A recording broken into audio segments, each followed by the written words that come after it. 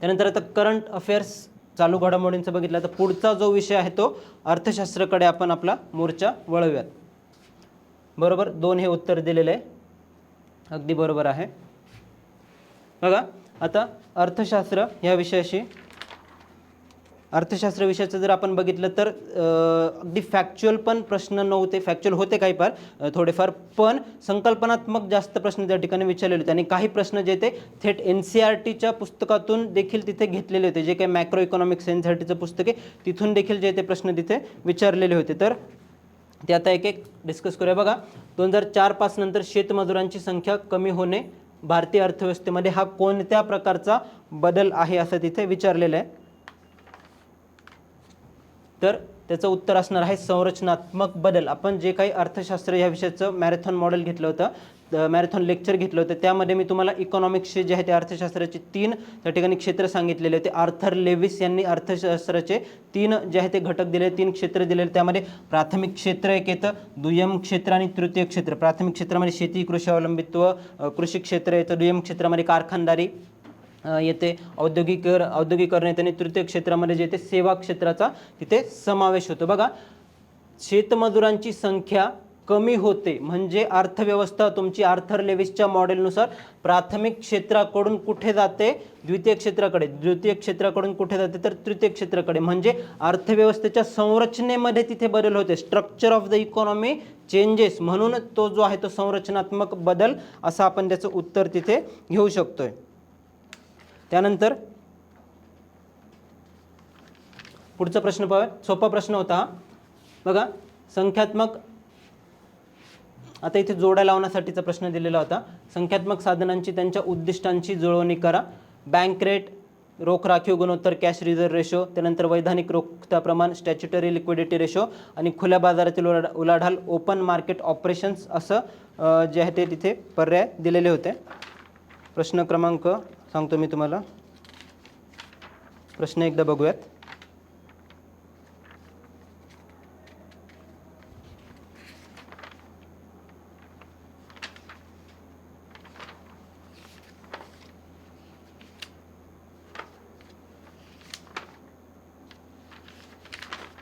ठीक आहे, बघा उत्तर जे आहे ते त्याचं पर्याय क्रमांक 2 आहे. पर्याय क्रमांक 2. आता डायरेक्ट आपण त्या संकल्पनाच डिस्कस करूया. त्याच्यामध्ये मग तुम्ही जोड्या ज्या ते लावून घ्या. संकल्पना महत्त्वाच्या आहे. बँक दर किंवा कॅश रिझर्व्ह रेशो काय असतो आपण जे ते अर्थशास्त्राच्या लेक्चरमध्ये डिस्कस केलेलं आहे. बँक दर काय असतो, ज्या दराने RBI बँकांना दीर्घ मुदतीचे कर्ज देते. दीर्घ मुदतीचे हा मी तुम्हाला क्लिअरली हायलाइट करून वर्ड सांगितलेला होता, बरोबर. दीर्घ मुदतीचे कर्ज ज्या दराने बँकांना दिलं जातं RBI कडून त्याला बँक दर किंवा बँक रेट असं म्हटलं जातं. त्यानंतर कॅश रिझर्व्ह रेशो, रोख राखीव गुणोत्तर म्हणजे काय असतं तर बँकांनी RBI कडे ठेवलेली किमान रोख रक्कम, यावर बँकांना कुठल्याही प्रकारचं व्याज भेटत नाही, ती फक्त एका स्वरूपात तिथे जे ते ठेवावं लागतं. त्याच्यानंतर वैधानिक रोखता प्रमाण, स्टॅच्युटरी लिक्विडिटी रेशो म्हणजे काय, बँकांनी स्वतःकडे, इथे स्वतःकडे ठेवावं लागतं. तर रोख, सोने किंवा सरकारी रोख्यांच्या स्वरूपात ठेवलेली जी रक्कम असते त्याला वैधानिक रोखता प्रमाण असं म्हटलं जातं. आणि खुल्या बाजारातील उलाढाल, आता RBI ओपन मार्केट ऑपरेशन्समध्ये जे काही सरकारी रोखे असतात, गव्हर्नमेंट सिक्युरिटीज असं आपण त्याला म्हणतो, तर ते सरकारी रोखे जे ते खुल्या बाजारामध्ये त्याची खरेदी आणि विक्री तिथे करत असतं. अर्थव्यवस्थेमध्ये एक संतुलन करण्यासाठी त्यालाच ओपन मार्केट ऑपरेशन्स असं म्हटलं जातं. बघा RBI द्वारे पात्र सरकारी रोख्यांची खुल्या बाजारात होणारी खरेदी आणि विक्री, त्यालाच जे आहे ते ओपन मार्केट ऑपरेशन्स असं तिथे म्हणू शकतो. तर सोपा प्रश्न होता हा, पण जर तुम्ही संकल्पना तुम्हाला बेसिक अगदी माहीत असतील तर पर्याय क्रमांक 2 हे त्याचं उत्तर आहे जोड्या लावानुसार. त्यानंतर आता पुढचा प्रश्न आहे तो देखील सोपा होता.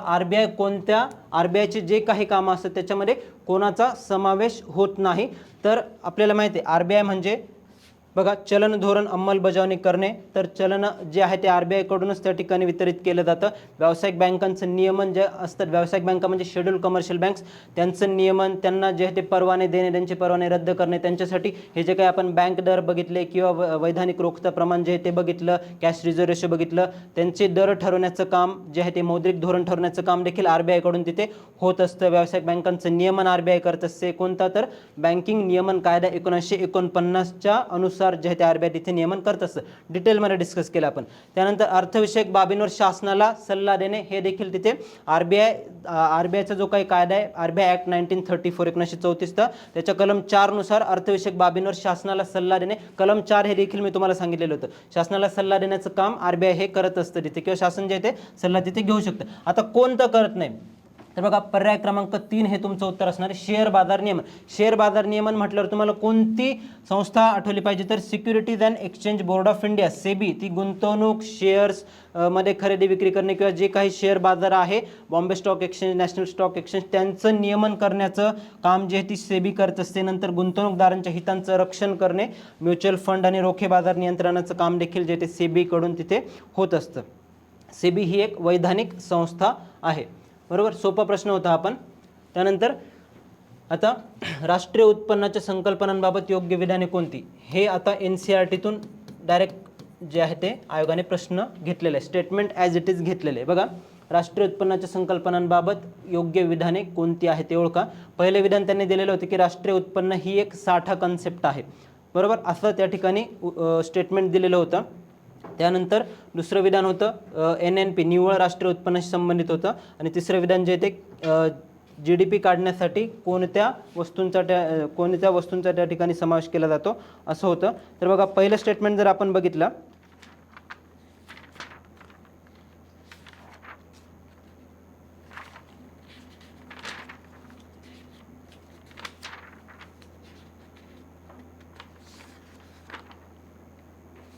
पहिलं स्टेटमेंट जर आपण पाहिलं, राष्ट्रीय उत्पन्न ही एक स्टॉक कन्सेप्ट आहे का तर नाही आहे. ती स्टॉक कन्सेप्ट नाही का साठा संकल्पना नाही आहे. आता साठा संकल्पना काय असतं किंवा फ्लो संकल्पना किंवा प्रवाह संकल्पना काय असतं, राष्ट्रीय उत्पन्न ही एक प्रवाह संकल्पना आहे, साठा संकल्पना नाही. त्याच्यामुळे पहिलं जे विधान आहे ते आपलं चुकीचं ठरतं. साठा संकल्पना म्हणजे काय तर ठराविक वेळेला ठराविक क्षणी तो साठा किती, तुमच्याकडची असलेली ह्या क्षणाची मालमत्ता किती आहे त्याला तिथे साठा संकल्पना असं म्हटलं जातं. आणि राष्ट्रीय उत्पन्न आपल्याला माहिती आहे पूर्ण एका वर्षात काढलं जातं. अंतिम वस्तूंचं ज्या काही अंतिम वस्तू व सेवांचं उत्पादन होतं त्यांचं जे काही बाजारमूल्य असतं त्या बाजारमूल्य म्हणजेच आपलं राष्ट्रीय उत्पन्न असतं व ते एका वर्षात काढलं जातं. ते एका वर्षात काढलं जातं म्हणूनच त्याला तिथे प्रवाह संकल्पना किंवा फ्लो संकल्पना असं म्हटलं जातं. तुम्ही कधी इकॉनॉमिक्समध्ये अभ्यास करताना असं आपण म्हणतो का की येस 14 जानेवारी 2026ला भारताचा GDP काय होता, नाही असं नाही म्हणत आपण, त्या क्षणी नाही म्हणत, साठा नाही आपण त्याचा काढत.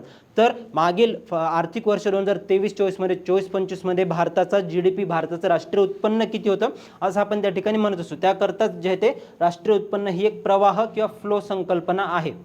त्यानंतर दुसरं जे स्टेटमेंट आहे ते नेट नॅशनल प्रोडक्ट किंवा निव्वळ राष्ट्रीय उत्पन्न याच्या संदर्भात विचारलेलं होतं. आता निव्वळ जिथे येतो मी तुम्हाला सांगितलेलं होतं लेक्चरमध्ये की निव्वळ जिथे येतो तिथून आपल्याला जो आहे तो स्थूलमधून घसारा जेव्हा आपण वजा करतो तेव्हा आपण निव्वळ राष्ट्रीय उत्पन्न जे आहे ते तिथे काढू शकतो. निव्वळ राष्ट्रीय उत्पन्न म्हणजे काय तर स्थूल राष्ट्रीय उत्पन्नामधून जी काही वस्तूंची झीज होते म्हणजेच काय तर त्याचा घसारा तो जर काढला तर आपल्याला नेट नॅशनल प्रोडक्ट तिथे मिळत असतं. ते कशासाठी काढलं जातं कारण नवीन आर्थिक वर्षामध्ये एकूण नवीन वस्तूंची व सेवांचं किती उत्पादन झालंय व जुन्या वस्तू ज्या आहेत त्या किती अडगळीत गेलेल्या आहेत व त्यांचं तिथे नवीन जे आहे ते आकडे काढण्यासाठी जुन्या आकड्यांचा संदर्भ जो आहे तो टाळण्यासाठी जे ते निव्वळ राष्ट्रीय उत्पन्न काढलं जातं घसारा वजा करून. आणि तिसरं जे स्टेटमेंट होतं GDP मध्ये दुहेरी मोजमाप जे ते तिथे टाळलं जातं, केवळ आणि केवळ अंतिम वस्तूंचंच मूल्य जे आहे ते तिथे धरलं जातं. त्याच्याकरता आपलं उत्तर जे आहे ते योग्य विधानं विचारलेली आहेत. तर उत्तर पर्याय क्रमांक 3 फक्त ब आणि क हीच आपले उत्तर असणार आहे. त्यानंतर पुढचा प्रश्न पाहूयात.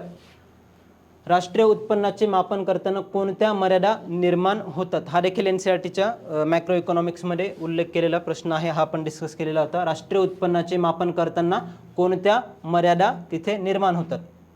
तर त्यामध्ये बघा प्रश्न क्रमांक काय आहे तो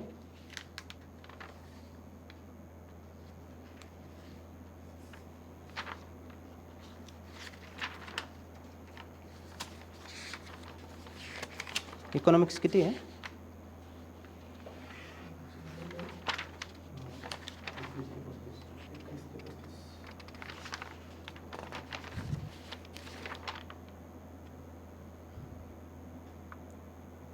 ते बरोबर. बघा भारताचे राष्ट्रीय प्रश्न सांगतो मी तुम्हाला. भारतात राष्ट्रीय उत्पन्नाचे मापन करताना कोणत्या मर्यादा किंवा अडचणी निर्माण होतात? 4 ऑप्शन दिलेले आहेत त्या ठिकाणी. तर उत्पन्न वाटणीच्या आकडेवारीचा अभाव, उत्पन्न वाटणीच्या आकडेवारीचा अभाव. दुसरा ऑप्शन जो आहे तो न नोंदवलेले बेकायदेशीर उत्पन्न.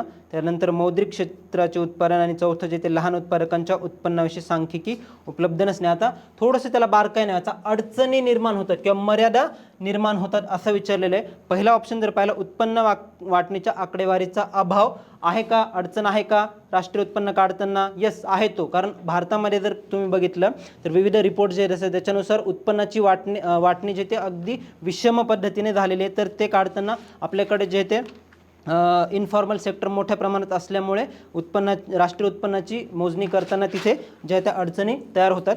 त्यानंतर पुढचा जो ऑप्शन आहे न नोंदवलेले बेकायदेशीर उत्पन्न, ते न नोंदवलेले बेकायदेशीर उत्पन्न जे ते सरकारी रेकॉर्ड्समध्ये येत नाही व ते देखील एक अडचण त्या ठिकाणी राष्ट्रीय उत्पन्न काढताना तयार होत असते. त्यानंतर मौद्रिक क्षेत्राचे उत्पादन, मौद्रिक क्षेत्राचे उत्पादन हा जो ऑप्शन आहे तो चुकीचा आहे. कारण मौद्रिक क्षेत्राचं उत्पादन जे आहे जे काही RBI कडून मॉनिटरी पॉलिसीच्या माध्यमातून, मौद्रिक धोरणाच्या माध्यमातून सरकारकडे जो काही माहिती आहे, जो डेटा आहे तो पाठवला जातो किंवा सरकारच्याही काही विविध संस्था आहेत त्यांच्या माध्यमातून मौद्रिक क्षेत्राचं उत्पादन जे आहे ते व्यवस्थित पद्धतीने तिथे काढलं जातं. तिथे ऑप्शन काय पाहिजे होता? अमौद्रिक क्षेत्राचे उत्पादन. अमौद्रिक क्षेत्राचे उत्पादन जे की रेकॉर्डला येत नाही किंवा डेटा त्याचा जो आहे तो उपलब्ध नसतो. तर तो ऑप्शन जो आहे तो तिथे आपला चुकीचा ठरतो. आणि शेवटचा ऑप्शन काय, तर लहान उत्पादकांच्या उत्पन्नाविषयी सांख्यिकी उपलब्ध नसणे. आपल्याला माहिती आहे की जो काही आपला भारताचा GDP आहे त्याच्यामध्ये 45% वाटा जो आहे तो सूक्ष्म लघु आणि मध्यम क्षेत्राचा आहे व त्याची जी आहे ती माहिती पूर्ण त्या ठिकाणी सरकारला उपलब्ध देखील नाही आहे. तर त्याच्यामुळेच लहान उत्पादकांच्या उत्पन्नाविषयी सांख्यिकी उपलब्ध नसणे हा देखील एक त्या ठिकाणी ऑप्शन जो आहे तो बरोबर आहे. तर पर्याय क्रमांक 3 अ, ब आणि ड ह्या अडचणी तिथे निर्माण होतात. मौद्रिक क्षेत्राचे उत्पादन ही तिथे अडचण नाही आहे. त्या ठिकाणी जर अमौद्रिक असतं तर ते तिथे आपण बघू शकतो की तो देखील उत्तरात आला असतं. त्यानंतर पुढचा प्रश्न पाहूया. पर्याय क्रमांक 3 अ, ब आणि ड. प्राथमिक तूट म्हणजे काय किंवा प्रायमरी डेफिसिट म्हणजे काय? अगदी सोपा प्रश्न विचारलेला होता. आपण राजकोषीय तूट, प्राथमिक तूट किंवा महसुली तूट ह्या ज्या संकल्पना आपल्या अर्थशास्त्राच्या लेक्चरमध्ये पाहिल्या होत्या तर त्यामध्ये मी तुम्हाला पाठ करून घेतलेलं होतं की फॉर्म्युला सहित आणि संकल्पना देखील तिथे स्पष्ट केलेल्या होत्या. बघा, प्राथमिक तूट म्हणजे काय? जेव्हा वित्तीय तुटीमधून व्याजाची जी काही रक्कम असते सरकारला परत करावी लागते, व्याज परतफेड, तर ती जेव्हा वजा केली जाते तर त्याला प्राथमिक तूट किंवा प्रायमरी डेफिसिट असं म्हटलं जातं. बघा, फिस्कल डेफिसिट किंवा वित्तीय तुटीमधून जुन्या कर्जावरील व्याज जे ते वजा करावं लागतं. का वजा करावं लागतं?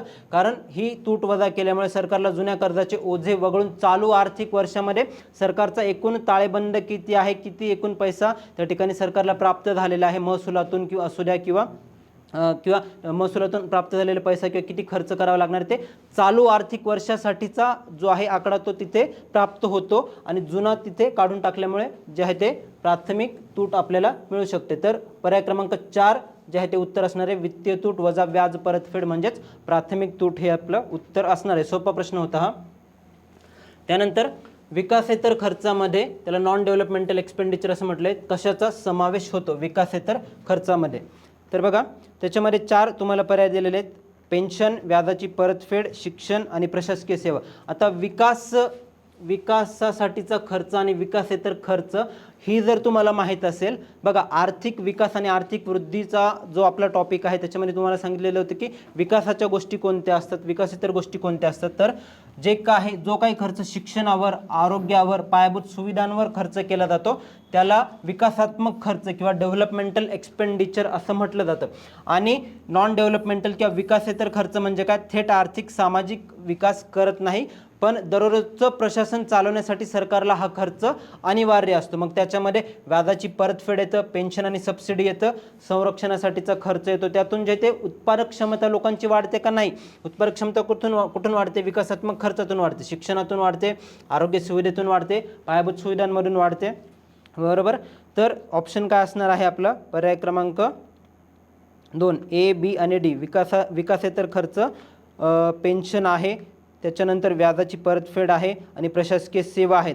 उत्तरामध्ये शिक्षण येणार नाही कारण शिक्षण हे विकासात्मक खर्चामध्ये येतं. पर्याय क्रमांक 2 A, B, D हे असणार आहे आपलं उत्तर. त्यानंतर पुढचा प्रश्न पाहूयात.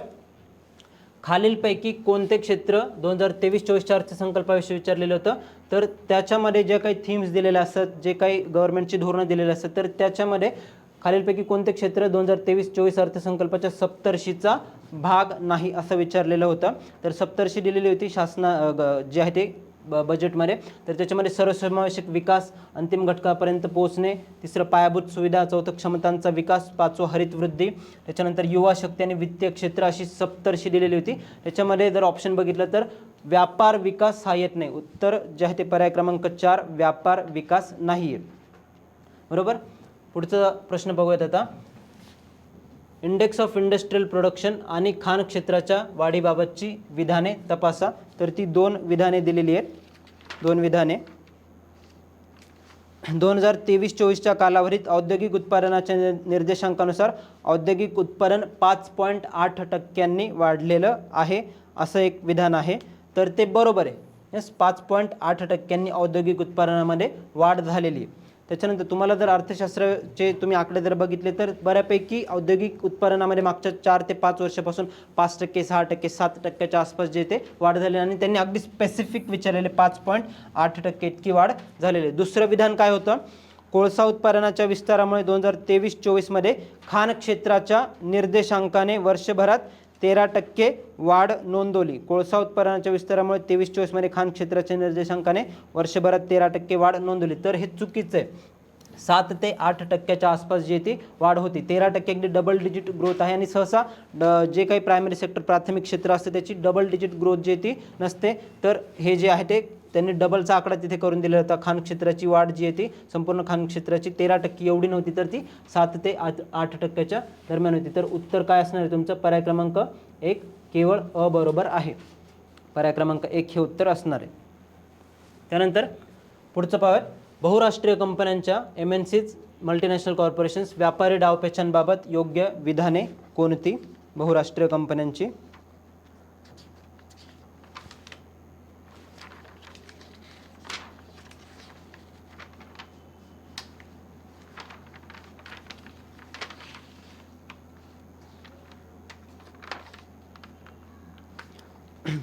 बघा, त्याच्यामध्ये 4 ऑप्शन दिलेले आहेत. बहुराष्ट्रीय कंपन्या या बलाढ्य संस्था असून त्या शाखा विस्ताराद्वारे जाळे जगभर पसरवत असतात. शाखा विस्तार ज्या करत असतात, तुम्हाला माहिती आहे की मोठ्या मोठ्या ज्या MNCs आहेत, अमेरिकन MNCs आहेत, त्यांनी भारतामध्ये किंवा इतरही विकसनशील देशांमध्ये त्यांचा शाखा विस्तार जो तो केलेला आहे. तर हे जे स्टेटमेंट आहे ते बरोबर आहे. अनेक देशांमध्ये उपकंपन्यांच्या माध्यमातून जाळे पसरवणे. त्याच्यानंतर बहुराष्ट्रीय कंपन्या या एकाच प्रकारच्या उत्पादनात विशेषीकरण करून नफा कमवतात. नाही, हे चुकीचं स्टेटमेंट आहे. बहुराष्ट्रीय कंपन्यांचं जर आपण बघितलं तर उत्पादन विविधीकरण हे त्यांचं एक महत्त्वाचं वैशिष्ट्य, डायव्हर्सिफिकेशन. एकाच प्रकारच्या उत्पादनावर अवलंबून न राहता जोखीम कमी करणे व जास्तीत जास्त त्या ठिकाणी नफा कमावणे. तुम्ही जर ॲमेझॉनचं उदाहरण घेतलं तर ॲमेझॉन तुम्हाला माहीत असेल की अमेरिकन एक बहुराष्ट्रीय कंपनी, ती किती विविध क्षेत्रात त्यांचा जो आहे तो पाय त्यांनी रोवलेला आहे. तर विविध उत्पादन विविधीकरण हे त्यांचं एक महत्त्वाचं उद्दिष्ट असतं. तिसरं जे आहे ते बहुराष्ट्रीय कंपन्यांचा विस्तार विकसनशील देशात जास्त आहे. आणि चौथं जे विधान आहे, बहुराष्ट्रीय कंपन्या नवीन उत्पादनांच्या संशोधन आणि विकासावर भर देतात. बरोबर आहे ते पण. संशोधन आणि विकासावर देखील त्यांच्याकडून भर दिला जातो. नवीन उत्पादनांच्या संशोधनावर त्या प्रचंड खर्च तिथे करत असतात. तर उत्तर जर आपण बघितलं, थोडंसं डिबेटेबल आहे आयोग काय उत्तर देतं त्याच्यावर, पण पहिलं स्टेटमेंट जे ते बरोबर आहे ए, की अनेक देशांमध्ये उपकंपन्यांच्या माध्यमातून त्या जाळे पसरवत असतात. दुसरं जे आहे ते बी चुकीचं आहे. उत्पादन विविधीकरण हे त्यांचं वैशिष्ट्य आहे. त्याच्यानंतर बहुराष्ट्रीय कंपन्यांचा विस्तार विकसनशील देशात जास्त आहे. आणि चौथं जे आहे ते बहुराष्ट्रीय कंपन्या नवीन उत्पादनांच्या संशोधन आणि विकासावर तिथे भर देत असतात, डी. तर उत्तर जे आहे ते ए आणि डी असणार आहे. उत्तर जे आहे ते ए आणि डी असणार आहे. आता आयोग कोणतं देते, ए आणि डी देते की ए आणि त्या ठिकाणी सी आणि डी देते, ते आपल्याला बघणं महत्त्वाचं ठरणार आहे. पण 99% हे उत्तर त्या ठिकाणी असणार आहे, ए आणि डी. पुढचा प्रश्न पाहूयात. लेखाशास्त्रात अकाउंटिंगमध्ये लेखा या शब्दाचा नेमका अर्थ काय? लेखाशास्त्रामध्ये तर त्याच्यामध्ये ऑप्शन दिलेले आहेत तुम्हाला. व्यवहारांची ओळख, नोंद, वर्गीकरण व संक्षेप करणे. त्याच्यानंतर केवळ व्यवहारांची नोंद करणे. तिसरा केवळ आर्थिक अहवाल तयार करणे. आणि चौथं केवळ नफा तोटा मोजणे. तर पर्याय क्रमांक 1 हे तुमचं उत्तर असणार आहे. व्यवहारांची ओळख, नोंद, वर्गीकरण आणि संक्षेप करणे, त्यालाच अकाउंटिंगमध्ये ज्या डिटेल्ड प्रोसेस त्या ठिकाणी केल्या जातात. मग आर्थिक व्यवहारांसाठी पैशांच्या स्वरूपात ओळख करणे, त्याच्यानंतर शास्त्रशुद्ध पद्धतीने जे काही व्यवहार होतात त्यांची नोंद करणे, त्यांना वर्गीकरण करणे, खात्यांमध्ये जे त्याचं वर्गीकरण केलं जातं आणि अंतिम अहवाल तयार करणे, ही एक डिटेल प्रोसेस त्या ठिकाणी फॉलो केली जाते. त्यानंतर पुढचा प्रश्न, लोकसंख्येचा लाभांश डेमोग्राफिक डिव्हिडंड या संकल्पनेत लाभांश काय आहे हे विचारलेले. डेमोग्राफिक डिव्हिडंड म्हणजे काय, मी तुम्हाला आपल्या इकॉनॉमिक्सच्या लेक्चरमध्ये संकल्पना सांगितली होती व वय वर्ष 15 ते 59च्या दरम्यान जे काही आपली लोकसंख्या असते तर त्या लोकसंख्येला आपला लोकसंख्यात्मक लाभांश म्हटलं जातं आणि त्यांच्याकडून जे आहे ते जास्तीत जास्त प्रोडक्टिव्हिटी किंवा उत्पादकतेची जी आहे ती शाश्वती त्या ठिकाणी असते. तर बघा पर्याय क्रमांक 2 हे उत्तर असणारे काम करणाऱ्या वयातील वाढलेली लोकसंख्या हे त्याचं उत्तर आहे. जेव्हा आश्रित गटांपेक्षा कार्यरत गटाचे प्रमाण वाढते म्हणजेच 15 ते 59 वर्ष वयाचं जे प्रमाण वाढतं, काम करणारी त्या ठिकाणी उत्पादक कार्यरत लोकसंख्या जेव्हा वाढते तेव्हा जो काही लाभ त्यातून मिळत असतो, त्यांच्या माध्यमातून जे काही उत्पादन होत असतं वस्तू व सेवांचं व त्या उत्पादनातून राष्ट्रीय उत्पन्न जेव्हा वाढतं, अशा प्रकारे जेव्हा तुमचा फ्लो असतो तर त्याला लोकसंख्यात्मक लाभांश किंवा डेमोग्राफिक डिव्हिडंड असं तिथे म्हटलं जातं. आर्थिक विकासाची संधी देखील त्याला इथे म्हटलं जातं. बघा 15 ते 59 वर्षे कार्यरत गट, वर्किंग एज पॉप्युलेशन, ती उत्पादक आणि कमावती लोकसंख्या आहे. 0 ते 14 वर्षे त्यांना आश्रित गट म्हटलं जातं, डिपेंडंट, आणि 60+ वर्षे जे आहेत ते त्यांना देखील डिपेंडंट असं म्हटलं जातं. तर सोपा प्रश्न होता आपण जर कन्सेप्ट माहीत असेल तर. त्यानंतर पुढचं, डॉक्टर एस महेंद्र देव आणि सी रवी यांनी कोणत्या खर्चाच्या आधारे दारिद्र्य रेषा मोजली, तर पर्याय क्रमांक 3 हे त्याचं उत्तर असणार आहे आरोग्य आणि शिक्षण. त्यांनी एक नवीन दृष्टिकोन दिला. केवळ कॅलरी पुरेशी नाही, जगण्यासाठी लागणाऱ्या आवश्यक खर्चामध्ये 2 नवीन स्तंभांचा त्यांनी समावेश केला, आरोग्य आणि शिक्षण, मानवी भांडवल. मग त्यालाच आपण पुढे जाऊन मल्टी डायमेन्शनल पॉवर्टी किंवा बहुआयामी दारिद्र्य म्हणतो. बहुआयामी दारिद्र्यामध्ये आपण कॅलरीजसोबतच ज्या आहेत त्या दारिद्र्याच्या इतरही संकल्पना किंवा इतरही पैलू जे ते विचारात घेत असतो. मग त्यामध्ये राहणीमान असू द्या, तुम्हाला घरात मिळणारी तुमची वीज असू द्या किंवा रस्ते, पाणी, पायाभूत सुविधा, शिक्षण, आरोग्य, ह्या तिथे दारिद्र्य रेषेमध्ये पॉवर्टी लाईनमध्ये त्यांनी आणलेले होते. त्याच्याकरताच उत्तर जे आहे ते पर्याय क्रमांक 3 आरोग्य आणि शिक्षण हे असणार आहे. त्यानंतर पुढचा पाहूयात प्रश्न, शिक्षणातील लैंगिक समता निर्देशांक किंवा जेंडर पॅरिटी इंडेक्सची प्रमाणित गणना पद्धत कोणती. प्रमाणित गणना पद्धत कोणती, त्याचं उत्तर जे आहे ते विशिष्ट शिक्षण स्तरावर स्त्रियांचा व पुरुषांचा सकल नोंदणी दर किंवा ग्रॉस एनरोलमेंट रेशो यांचे गुणोत्तर काढणे, पर्याय क्रमांक 2 हे त्याचं उत्तर असणार आहे. युनेस्कोनुसार जे ते त्याची तिथे गणना किंवा त्याचं प्रमाणीकरण जे ते करण्यात आलेलं आहे. एकूण मुलींचा सकल दर व मुलांचा देखील सकल दर त्याचं एकूण प्रमाण काढलं जातं. त्याच्यानुसार जे आहे ते सकल नोंदणी दर त्यांचं गुणोत्तर जेव्हा काढलं तर तेव्हा आपल्याला लैंगिक समता निर्देशांक हा जो आहे तो तिथे मिळत असतो. त्याच्यावरून परफेक्ट पॅरिटी किती आहे दोघंही जेंडरमध्ये ते आपल्याला तिथे कळत असतं. त्यानंतर पुढचा योजनांविषयीचा प्रश्न आहे. ट्रायसेम आणि NREP योजनांच्या सुरुवातीबाबत योग्य पर्याय निवडा. तर बघा ट्रायसेममध्ये जर आपण बघितलं, ही योजना कधी चालू करण्यात आली होती, 15 ऑगस्ट 1979ला. ट्रायसेम ग्रामीण युवकांना स्वयंरोजगारासाठी प्रशिक्षण देणारी महत्त्वाची योजना होती. ते जे स्टेटमेंट आहे ते बरोबर आहे. 15 ऑगस्ट 1979 रोजी ह्या योजनेची सुरुवात जी आहे ती झालेली होती. दुसरी योजना दिलेली होती ती कोणती, तर national rural employment programme NREP, ती 1990ला चालू झाली होती असं विधानामध्ये दिलं आहे. पण ते विधान बरोबर आहे की चुकीचे, तर ते विधान चुकीचं आहे. ऑक्टोबर 1980मध्ये NREP राष्ट्रीय ग्रामीण रोजगार कार्यक्रम जो आहे तो सुरू करण्यात आलेला होता. त्याच्यामुळे उत्तर काय असणार आहे तुमचं, विधान 1 बरोबर 2 चूक, पर्याय क्रमांक 1 हे तुमचं उत्तर असणार आहे. वर्ष तिथे विचारलेली होती. चालेल.